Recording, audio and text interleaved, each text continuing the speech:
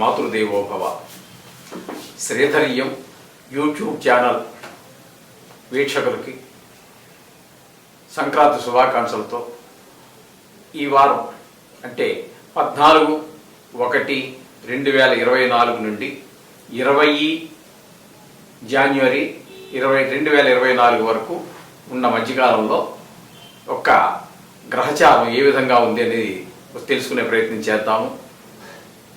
చేత ఇక్కడ ఇప్పుడు ప్రస్తుతము మనము సింహరాశి వారికి ఏ విధంగా ఉంటుందనేది తెలుసుకుందామండి. సింహరాశి వారికి ఈ వారం ద్వితీయంలో కేతు ఉన్నారండి. ద్వితీయంలో కేతు యోగించజాలడు, సుఫలితాలు ఇవ్వజాలడు. అట్లాగే చతుర్థంలో శుక్రుడు ఉన్నారు. చతుర్థంలో శుక్రుడు మీకు అనుకూలమైనటువంటి ఫలితాలు ఇస్తారు. ఇకపోతే పంచమంలో 3 గ్రహాలైనటువంటివి రవి, కుజ, బుధ 3 గ్రహాలు ఉన్నాయి. ఈ 3 గ్రహాలు ఇందులో రవి 14వ తారీఖు ఒక్కరోజు మాత్రమే ఉంటారండి. 15న మళ్ళీ మకరంలో ప్రవేశిస్తారు. మకరంలో ప్రవేశించాక 6లోకి వస్తారు. 6లోకి వచ్చాక మిగతా 6 రోజులు 14వ తారీఖు రోజులు పెడితే 15 నుంచి 20 వరకు ఉండేటువంటి 6 రోజులు కూడా ఆయన మీకు సుఫలితాలు ఇస్తారు. ఇకపోతే కుజుడు వారం అంతా కూడా ఆ పంచమంలోనే ఉంటారు ఆయన. అది కూడా ఆయన సుఫలితాన్ని ఇవ్వజాలరు. అలాగే ఇకపోతే బుధుడు కూడా మనకి ఈ వారం అంతా కూడా ఈ ధను రాశిలోనే ఉండటం 5వ స్థానం అవుతుంది సింహరాశికి. ఆ ధనుసు రాశిలోనే ఉండటం వల్ల ఆయన కూడా సుఫలితాలు ఇవ్వజాలడండి. అట్లాగే సప్తమంలో శని స్వక్షేత్రంలో ఉండడం చేత శుభాశుభ ఫలితాలని శుభము అశుభము 2 కూడా ఉంటాయండి.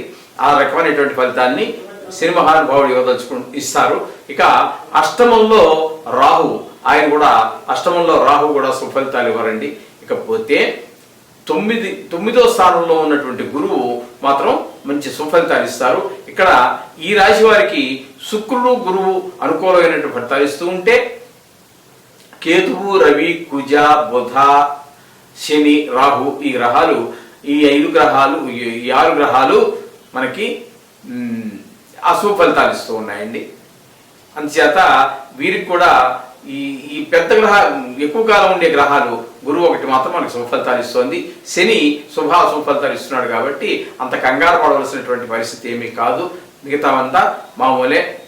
ఈ బాగలేనటువంటి గ్రహాల వల్ల వచ్చేటటువంటి రవి వల్ల ఆరోగ్యం విషయంలోనూ దెబ్బలు అవి తాకకుండా డ్రైవింగ్ విషయాల్లో జాగ్రత్తగా చూసుకోండి. అలాగే మంచి ఆలోచన కూడా కొంచెం మనకు అనుకూలంగా ఉండే ఆలోచన చేయండి. ఎక్కడో నేల విడిచి సాగు చేస్తా ఉన్నట్టుగా బుధుడి గురించి నేల విడిచి సాగు చేస్తా ఉన్నటువంటి ఆలోచన చేయమాకండి. అలాగే శని భగవాను గురించి కూడా మనం తగిన జాగ్రత్త తీసుకోవాల్సి ఉంటుంది. 7వ స్థానం అనేటటువంటిది కొంచెము మంచి ఉంటుంది, కొంత చెడు ఉంటుంది. కాబట్టి ఇది మారక స్థానాలు కూడా అంటుంటారు. 2-7 స్థానాలు కొంచెం చేత అది కూడా మనం చూసుకోవాల్సి ఉంటుంది. అట్లాగే 8వ స్థానంలో రాహు కూడా మనకి ఏ విధమైనటువంటి సుఫలితాలు ఇవ్వజాలడండి. అందుచేత శుక్రుడు, గురువు మంచి గ్రహాలు. ఆయన మీకు అలా చెప్పేసి మీకు ఈ వారంలో ఏమి ఇబ్బందులు ఏమి ఉండవు.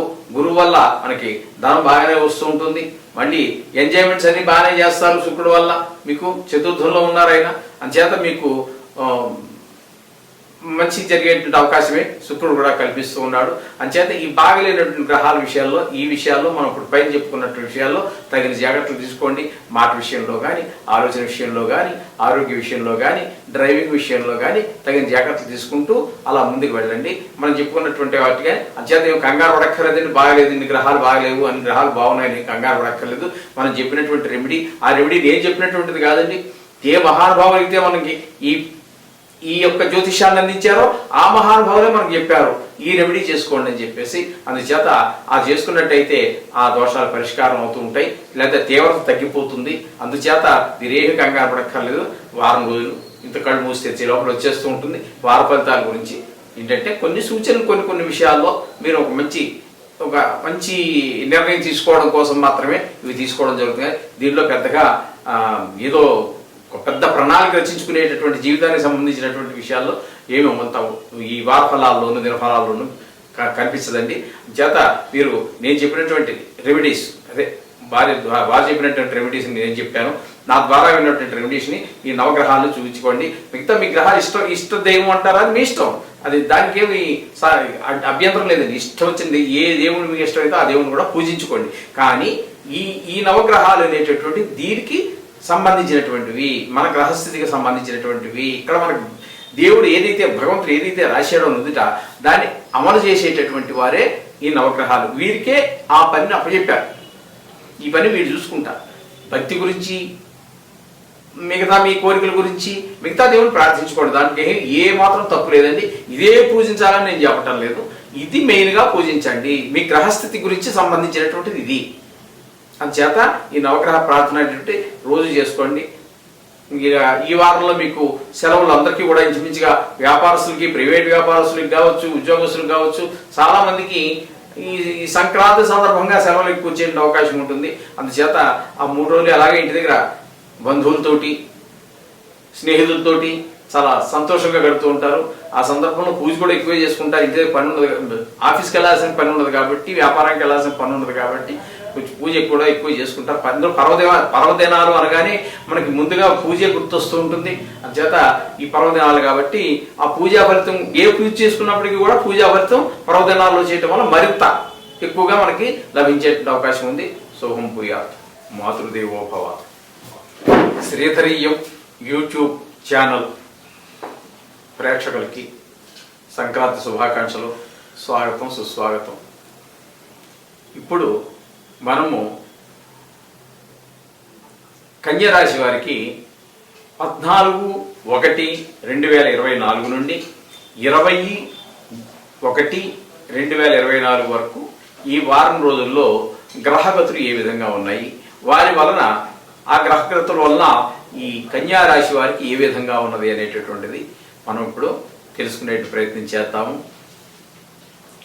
అందులో కన్యారాశికి ఇప్పుడు లగ్నంలోనే, అంటే అదే రాశిలో చంద్రరాశిలోనే కేతు ఉన్నారు. ఆ కేతువు జన్మరాశిలో సుఫలితాన్ని ఇవ్వజాలరండి. అట్లాగే తృతీయంలో శుక్ర భగవాన్ వారు ఉన్నారు.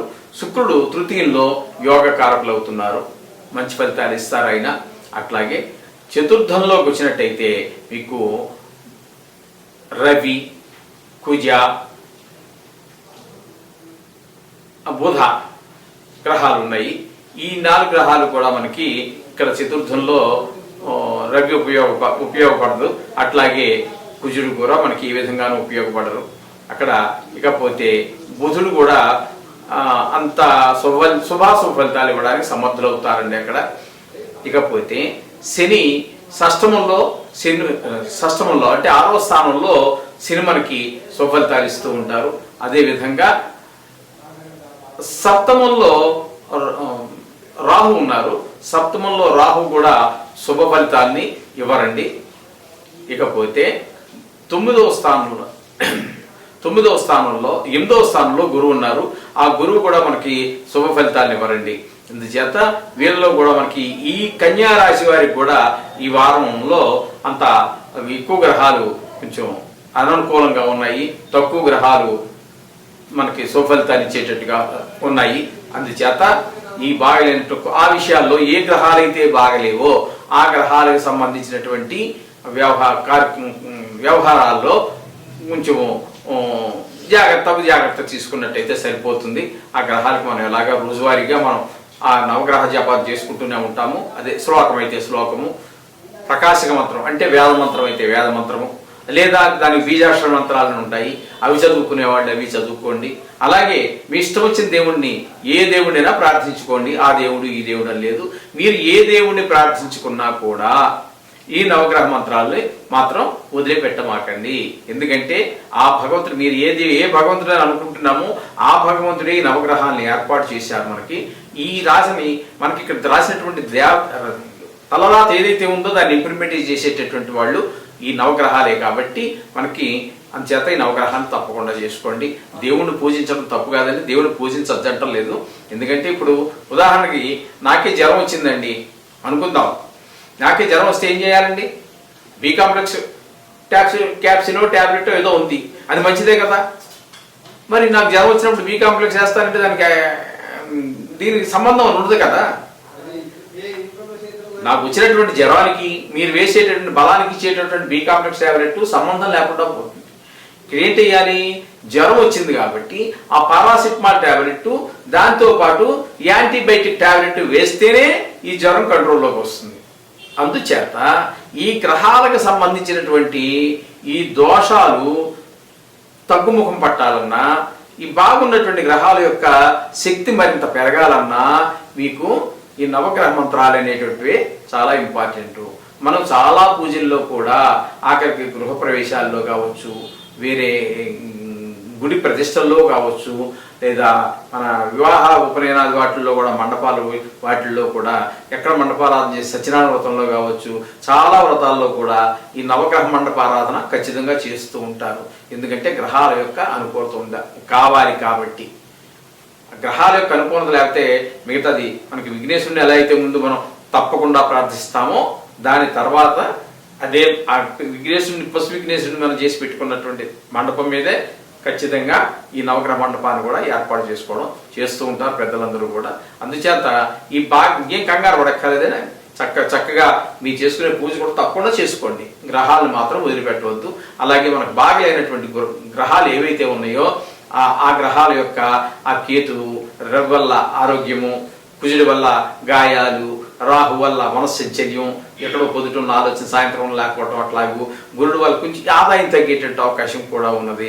అలాగే ఈ బుధుడి వల్ల కూడా మనకి ఏంటంటే ఇక్కడ మనకి ఈ వృత్తి కారకుడు కాబట్టి ఆ వృత్తి అంటే వ్యాపారం కావచ్చు, మీరు వ్యాపారం చేయొచ్చు, ఉద్యోగం చేయొచ్చు, నేను ఈ పని చేయొచ్చు, వారు ఇంకోటి పని చేయొచ్చు, ఎవరు ఏ పని చేసినా ఆ వృత్తిల్లో కూడా బాగలేనటువంటి ఆయనకు సంబంధించినటువంటి కొంచెము వెనకడుగు పడేటువంటి అవకాశం ఉంటుంది. అందుచేత మీరు మనం చెప్పినటువంటి రెమెడీ చేసుకున్నట్టయితే ఈ దోషాలన్నీ తొలగిపోతాయి. దాని గురించి మీరు ఏమి ఆలోచించాల్సిన పనే లేదండి. ధైర్యంగా ఉండండి. ఈ గ్రహాలు బాగలేవు, ఏదో అయిపోతుంది, ఏం కాదండి. మనం చెప్పుకున్నటువంటి రెమెడీ చేసుకున్న సేపు మీకు ఏమీ కాదు, ఖచ్చితంగా చెప్తున్నాను. ఈ నవగ్రహాలను మాత్రం కంపల్సరీగా నేర్చుకోండి. అది ఇంకెప్పుడు కాలం పుస్తకం పెట్టి చదువుతాను, ఏదో అవసరార్థం ఇప్పుడు బాగాలేదు పరిస్థితి కాబట్టి చేస్తుంటాను అనే వద్దండి. దేవుడు పూజ ఎలా అయితే మనం నిత్యము మన జీవితంలో ఒక భాగంగా చేసుకుని స్నానం చేసిన వెంటనే పొద్దున స్నానం చేసిన కొంతమంది సాయంకాలం కష్టజీవులు సాయంకాలం ఎక్కువగా చేస్తూ ఉంటారు. ఎప్పుడు చేసినా వాళ్ళు నమస్కారం దేవుడు పెట్టుకోవడం జరుగుతుంటుంది. అలాగే విధంగానే మనం ఎప్పుడు మీరు స్నానం చేసినా మీ వీలుని బట్టి ఖచ్చితంగా ఈ నవగ్రహ మంత్రాలు లేదా బీజాక్షరాలు మరొకటి చెప్పుకోండి. లేదు చదువుకోని వారు ఇల్లిటరేట్స్ అంటే విద్యాభ్యాసానికే పోనటువంటి వారు ఉంటారు. వాళ్ళు ఏం చేసుకోవాలంటే ఏం కంగారు లేదండి. మనకు వారాలు ఎన్నైతే ఉన్నాయండి, ఆది సోమ మంగళ బుధ గురు శుక్ర శని, ఈ వారాల పేర్లే కదండి. ఈ గ్రహాల పేర్లో వాటికి వచ్చినాయి. అంచేత ఈ ఆదిత్యాయ సోమాయ మంగళాయ బుధాయ గురు శుక్ర శనిభ్యశ రాహు కేతులు అనేటటువంటి 2 కలపాలి దానికి. అవి ఛాయాగ్రహాలు కాబట్టి అక్కడికి 7 + 2 9 అయిపోయినాయి. ఇదే మంత్రం చేసుకోండి. ఆదిత్యాయ సోమాయ మంగళాయ బుధాయ గురు శుక్ర శనిభ్యశ రాహు. లేదు చాలు కూడా అక్కర్లేదు మీకు. సూర్య భగవానుడా, చంద్ర భగవానుడా, కుజ భగవాన్ అది కూడా చదువుకోనండి. వాళ్ళు ఏం చేస్తారండి, వాళ్ళకి అంత మాత్రాన మరి వాళ్ళకి మాత్రం ఇబ్బందులు కలగవా? వాళ్ళకి ఆరోగ్యాలు కొన్ని సందర్భాల్లో దెబ్బతినవా? వారికి డబ్బులు ఇబ్బంది రాదా? అంచేత ఎవరికి ఏ ఇబ్బందులు వచ్చినప్పటికీ కూడా ఇవన్నీ ఈ నవగ్రహాల మధ్యలోనే